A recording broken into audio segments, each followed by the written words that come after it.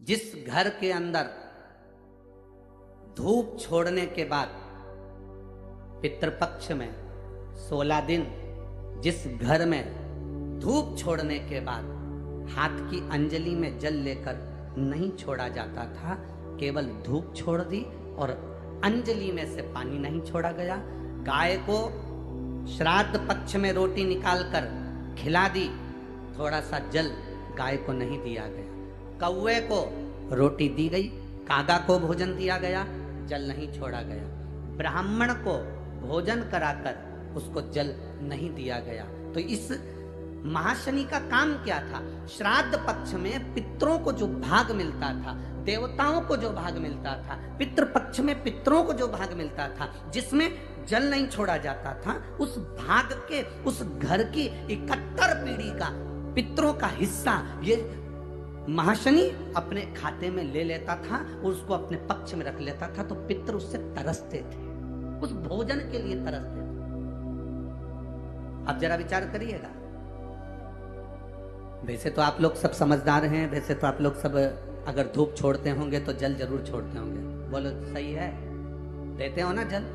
अगर अग्नि में तुमने थोड़ा सा भाग दिया है तो वहां पानी का छोड़ना जरूरी है, जल का छोड़ना जरूरी। देव पितर शिव महापुराण की कथा कहती है, घर में मान लो 1 रुपया कमाकर लाया जा रहा है, घर के अंदर यदि 1 रुपया आ रहा है तो सवाया खर्च हो रहा, घर में धन दिख नहीं रहा। एक जरा सा बर्तन रखा है, उसके पीछे घर में विवाद हो रहा है, तो समझ लो ये महाशनि का भाव प्रबल हुआ। घर में बच्चे, एक बेटा बीमार हुआ, एक बच्चा बीमार हुआ, ठीक हुआ, दूसरा बच्चा बीमार हुआ, ठीक हुआ, तीसरा बच्चा बीमार हुआ, ठीक हुआ। छोटे बीमार होते होते बड़े बीमार होने लगे, एक बीमार पड़ रहा है, एक ठीक हो रहा है, समझ लो महाशनि का प्रभाव है। मतलब तुम्हारे घर में अगर 4 बेटे हैं, 3 बेटे हैं, उन्होंने धूप तो छोड़ दी, पर किसी ना किसी ने जल देने से उसको जल प्रदान नहीं करा। गाय को रोटी तो श्राद्ध पक्ष में दे दी, पर जल नहीं दिया गया। गाय को अगर रोटी देने जा रहे हो तो थोड़ा सा बाल्टी में पानी भर कर ले जाओ। अगर बाल्टी में भी पानी नहीं ले जा सकते, थोड़ा सा जल उसके मुख पर जरूर देना चाहिए कि वो जल का आचमन कर ले। कौवे को अगर भोजन दिया है, कागा को अगर भोजन दिया है, थोड़ा सा जल का भाग भले कटोरी में भर कर ले जाओ और छत पर थोड़ा सा भाग जल का छींटो, पर छींटना जरूर। दूज, चतुर्थी, अष्टमी, दशमी, एकादशी, प्रदोष, शिवरात्रि, ये तिथियां ऐसी तिथियां हैं जिन तिथियों पर अगर भूलवश भी श्राद्ध पक्ष की दूज, चतुर्थी, अष्टमी, दशमी, एकादशी, प्रदोष, शिवरात्रि, ये श्राद्ध पक्ष की वो तिथियां हैं जिन तिथियों पर अगर गौ माता को 1 चुल्लू पानी भी अगर पिला दिया जाता है तो हमारे पूर्वजों को तर्पण और तिलांजलि की जरूरत नहीं पड़ती, वो तर जाता। श्राद्ध पक्ष की ये तिथियां आप भी बोलिए कौन कौन सी? दूज, चतुर्थी, अष्टमी, दशमी, एकादशी, प्रदोष और शिवरात्रि, ये बहुत तिथियां हैं। अगर भूलवश भी अगर कोई गाय को पानी दे देता है, भूलवश भी हमारे घर में आए हुए किसी अतिथि को, हम किसी को नहीं पहचानते, उस व्यक्ति को हमने अगर अपना पास में रखी हुई जल के पात्र में से भी अगर जल दे दिया होता है और उसने अपनी प्यास बुझा ली होती है, तो हमारे पूर्वज, ये श्राद्ध पक्ष में इसका फल 1000 लाख गुना हो जाता है। लाख गुना, 1000 लाख गुना इसका फल श्राद्ध पक्ष। ये तिथियां एक ऐसी तिथियां हैं जिन तिथियों पर श्राद्ध पक्ष में गौ माता को भूल चुक से भी अगर किसी ने पानी पिलाया, या कोई साधारण व्यक्ति जिसको तुम पहचानते नहीं, जिसको तुम जानते नहीं, जल का आचमन भी करा दिया तो भी सुख है। उन तिथियों का स्मरण आप फिर करेंगे। दूज, बोलते जाओ, चतुर्थी, अष्टमी, दशमी, एकादशी, प्रदोष, शिवरात्रि, ये श्राद्ध पक्ष की वो तिथियां हैं जिसमें सुख का अनुभव होगा। महाशनि का काम क्या है? महाशनि करता क्या है? ये महाशनि जो असुर है, इसका काम क्या था? बस केवल ये भाग ग्रहण कर लेता था और पितृ को रुष्ट होना पड़ता। रुष्ट होते तो क्लेश। जरा जरा सी बात में अगर घर में क्लेश हो रहा है तो समझ लेना तुमने जरूर श्राद्ध पक्ष में पितरों को या तो गौ माता को या कागल को, तुम्हारे यहाँ जो भोजन दिया जा रहा है उसमें जल की भाव नहीं आया, पानी नहीं आया। गुरुजी हमारे घर में सब कुछ है, धन वैभव सत्ता सब है, पर शांति नहीं है। शांति नहीं, उसका कारण ये है कि महाशनि आपके घर पर प्रवेश करा, अर्थात तुमने जल का भाग नहीं, जल का भाग। और जिनके भी घर में अशांति है, जिनके घर में भी ऐसा लगता है कि साहब ऐसा हो रहा है, तो आपसे निवेदन है कि आप एक बार प्रयास करना। इन तिथियों में कोई भी तिथि को आप गौ माता को अगर भोजन दे रहे हो, जल जरूर देना। कौए का भोजन दे रहे हो तो जल जरूर देना। ब्राह्मण संत साधु गुरुजन या जिसको पहचानते नहीं उसको भी जल का भाग जरूर। महाशनि की दृष्टि, महाशनि जो क्रोधी है, असुर के भाव में गिना जाता है महाशनि, असुर। यहां तो लोग जानते होंगे कि ब्राह्मण अगर भोजन करने आता है, संत अगर भोजन करने आता है, साधु जन गुरुजन भोजन करने आते थे पहले, तो घर की जो माताएं होती थी, जहां पंडित भोजन करने बैठता था, वहां थोड़ा सा हाथ में पानी लेकर जमीन पर फेर देती थी, फिर उस पर थाली रखती थी। बोलो सही है कि गलत? ये हमारे यहाँ होता था।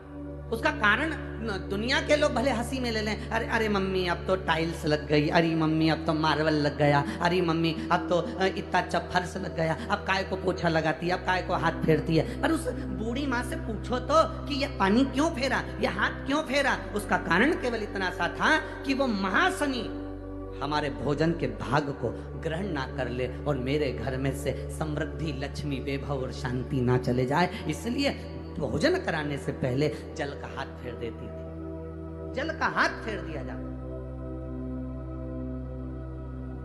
शिव महापुराण कह रहे महाशनि उपद्रव मचाया।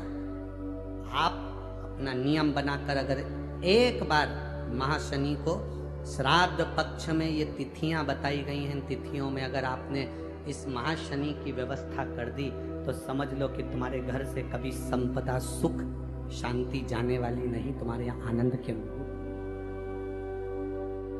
जल नहीं छोड़ा तो वो भाग महाशनि के खाते में चले जाता है, जल नहीं छोड़ा तो वो भाग महाशनि के पास पहुंच जाता है, महाशनि के खाते। अब महाशनि उस भाग को एकत्रित करता गया करता गया करता गया करता गया। जब उसने बहुत सारा भाग एकत्रित कर लिया तब उसने देवताओं पर आक्रमण कर दिया। जब महाशनि के पास में जब बहुत सारा भाग आ गया तो उसने आक्रमण कर दिया। आक्रमण करा, जैसे आक्रमण किया तो देवलोक पर अपना कब्जा जमाने लगा, इंद्रलोक पर अपना कब्जा जमाने लगा। महाशनि ने आक्रमण करते करते करते करते सब जगह पर अपना कब्जा जमा लिया। महाशनि का काम क्या है? महाशनि का कर्म क्या है? अगर वो धूप छोड़ने के बाद पानी नहीं डलता है, जल नहीं दिया जाता है, पितरों को जल नहीं प्रदान किया जाता है, तो वो भाग जो महाशनि लेता है उसका स्थान हमारे घरों में भी बनता चले जाता है। उससे होता क्या है? तो कहा गुरुजी, अब उसको समझने वाला समझ सकता है, जो समझदार होगा वो समझेगा। महाशनि ने भाग को एकाग्रित करा, एकाग्रित करते करते करते करते करते करते उसने सत्ता स्थापित कर, वैभव स्थापित कर। अब महाशनि ने जब देखा कि सत्ता मेरी बन गई, इंद्र पर आक्रमण कर दिया। इंद्र पर आक्रमण करा तो इंद्र की सत्ता को अपना बना लिया, और इंद्र की सत्ता जब उसकी हो गई, सत्ता धारण कर कर वो वरुण के पीछे पड़ गए और वरुण लोक में पहुंच गए।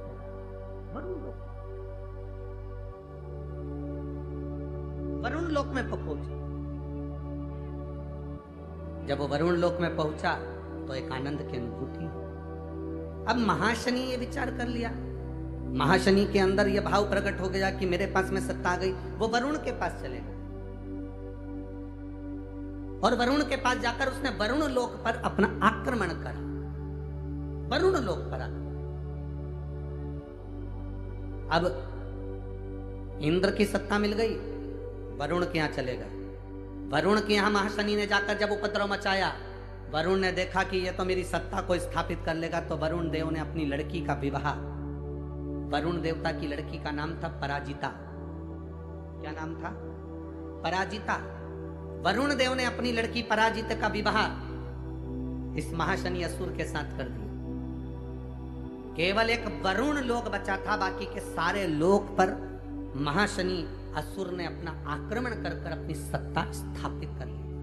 केवल एक वरुण लोक। अब देवताओं ने सोचा कि ये महाशनि ने तो सत्ता स्थापित कर ली, करा क्या जाए। तब सारे देवताओं ने वरुण जी को अपने पास में बुलाया। वरुण देव आप आओ इधर। वरुण जी ने कहा बोलो प्रभु, एक काम करो, महाशनि तुम्हारा दामाद है, महाशनि तुम्हारा जमाई है, दामाद है जी।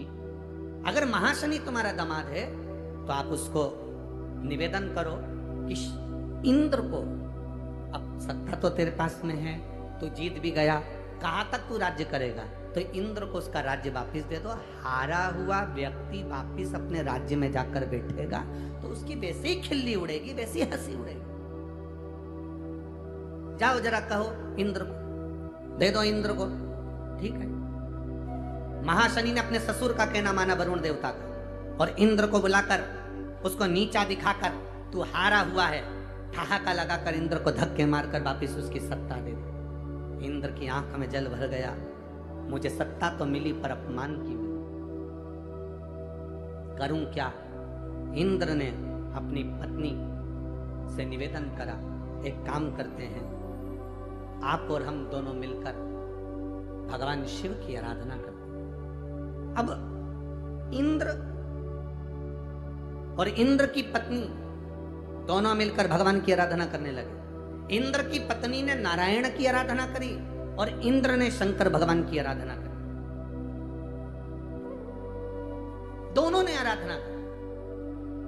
दोनों की आराधना का फल इतना प्रकट हुआ, सची देवी आराधना कर रही है नारायण की, इंद्र का मन शंकर की आराधना में थोड़ी देर तो लगता है, थोड़ी देर में उच्चिष्ट हो जाता है, फिर थोड़ी देर मन लगता है, थोड़ी देर में उच्चिष्ट हो जाता है। आप में भी कई लोग ऐसे बैठे होंगे जिनका मन थोड़ी देर तो भगवान शंकर के मंदिर में लगता है, थोड़ी देर में लगना बंद हो जाता है। थोड़ी देर तो माला जपते हैं, राम राम करते हैं, थोड़ी देर बाद काम चालू हो जाता है। थोड़ी देर में काम करते करते, माला जपते जपते भगवान से लाड़ लड़ा रहे हो, ठाकुर जी की सेवा कर रहे हो, यमुनाष्टक का पाठ कर रहे हो, नमामि यमुनामहं सकल सिद्धि है तुंगा मुरारी पद पंकज स्पृंद मणिकंठमा।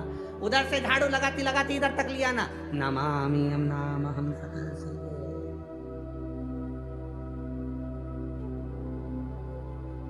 फिर चालू हो गए कई इसमें कजन कितने बैठे होंगे, सुबेरे सुबेरे भगवान का भजन करने बैठे, जय हनुमान ज्ञान गुण सागर, जय कबीर राम दूत महावीर विक्रम। अरे भगोनी लेकर चली जा, दूध लेकर आ जाना, आधा किलो ज्यादा ले लेना, ससुर जी की तिथि है, जय हनुमान ज्ञान गुण सागर, जय कबीर राम दूत। महाशनि ने उपद्रव मचाया, वरुण देव का कहने पर छोड़ा इंद्र को। इंद्र और इंद्र की धर्म पत्नी तप करे, पर इंद्र का मन नहीं लगा भगवान शंकर की आराधना में। मन को लगाना बड़ा कठिन है, और जिसका मन लग गया, जिसका चित्त, जिसकी वृत्ति, जिसका हृदय एक बार शंकर में लग गया, फिर वो घबराता नहीं है। शंकर का जो भक्त होता है वो शंकर का ही एक प्रतिबिंब का स्वरूप माना। शिव का जो भक्त होता है, शंकर का जो आनंद करने वाला होता है, शंकर का जो गुणगान करने वाला होता है, शंकर की भक्ति में जो डूबने वाला होता है, वो शंकर जैसा अड़भंगा, उसमें फिर चिंता नहीं, फिर टेंशन नहीं। इंद्रदेव अपस्तमक मुनि के पास में पहुंच गए, ऋषिवर, गुरुवर, मेरा मन शिव पूजा में नहीं लग रहा, मेरी पत्नी नारायण की पूजन कर रही है। महाशनि असुर सब जगह पर आक्रमण कर लिया, वो मरे कैसे, मैं शंकर की आराधना कैसे करूं। जब शंकर की आराधना में चित्त नहीं लगता, जब शिव की आराधना में मन नहीं लगता, तब किसी ऋषिवर, किसी गुरुवर के चरणों में, या कोई शंकर का भक्त हो, शिव की भक्ति में डूबा हो, आडंबर में नहीं डूबा। कई लोग कहते हैं गुरुजी, ओ गुरुजी, हमने कहा बोलो क्या बात है? हाँ, हम पे मंगल चढ़ गया। मंगल चढ़ गया तो गुरुजी मंगल हो गया है, इसलिए हमारे यहाँ पर वो शुभ कार्य नहीं हो रहा। गुरुजी हम पर राहु चढ़ गया तो शुभ कार्य नहीं हो रहा। गुरुजी केतु चढ़ गया तो ये कार्य नहीं हो रहा। कभी दिल से शिव महापुराण गीता प्रेस गोरखपुर की बाजार से खरीद कर लेकर आना, उसको पढ़ना।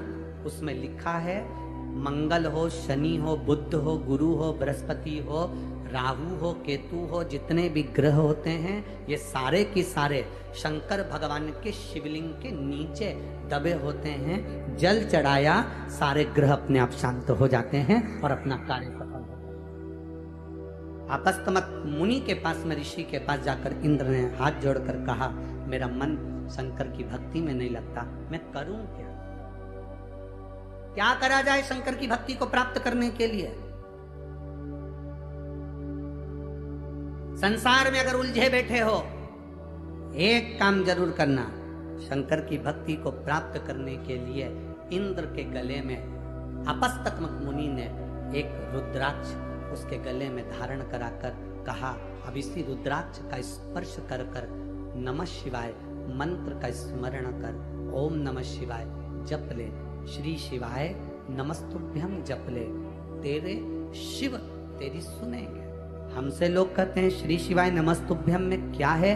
हम कहते हैं शिव महापुराण की विद्धेश्वर संहिता को पढ़िए, उसमें लिखा है श्री शिवाय नमस्तुभ्यम। जो स्त्री पुरुष बच्चा बूढ़ा जवान जलचर थलचर वायुचर जो जपता है उसको उस श्री शिवाय नमस्तुभ्यम का फल अवश्य प्राप्त होता है। वो फल खाली नहीं। किसी गुरु की शरण में बैठकर हमें क्या मिला? इंद्र को क्या प्राप्त हुआ? इंद्र गए आपस्तमक मुनि के पास में बैठकर इंद्र ने क्या प्राप्त करा? एक रुद्राक्ष दे दिया गया। आपस्तमक मुनि ने उनको रुद्राक्ष दिया। रुद्राक्ष को धारण कर कर अपने हृदय से लगाया, शिव तत्व को प्राप्त किया, शंकर की भक्ति को केंद्रित किया। कई माताएं पूछती है हम रुद्राक्ष पहन सकते, क्यों नहीं? कोई कहता है हम तुलसी की माला पहनते, रुद्राक्ष पहन सकते, क्यों नहीं?